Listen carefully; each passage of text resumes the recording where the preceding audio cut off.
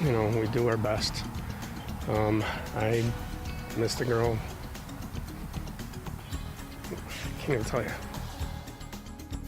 And all new at 5:30, a father who lost his daughter to a tragic accident is fighting for changes in Amherst.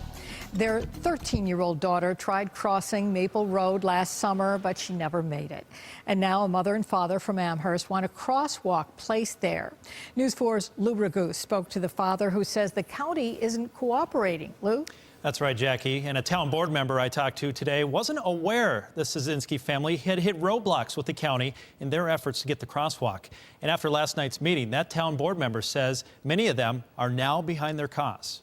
Can you spin the 11 months since the day of the accident, the wound is still too fresh for Jerry Szynski to visit the spot his daughter was killed. I've avoided it. It's just 1 block from his home on Maple Road, a street he used to use every day.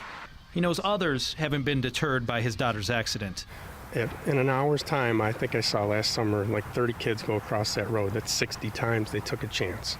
Aaron Szynski and Brianna Francois were just 13. They crossed the first 2 lanes of traffic, then waited. 1 car stopped and waved them through, but a Jeep drove around it and struck them both. Brianna survived. Aaron did not. Aaron's family wants to prevent the same thing from happening to anyone else. The girls were crossing the street to get to the park. Now the nearest crosswalk is all the way down there, a 1/4 mile away at the hospital. Aaron's dad says it's just not realistic to expect kids to walk that far down, then back to get to the park. You know what? That'll never happen.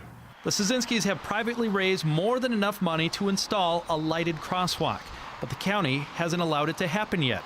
Some worry if they do, it would mean admitting fault, and the Szynskis could win their lawsuit against Erie County and Amherst. Town board member Stephen Sanders doesn't think a lawsuit should prevent the crosswalk from going in. It would be a tremendous pity if litigation prevented us from acting on something that we should be acting on. For Aaron's family, they hope this sentiment means they're finally making progress.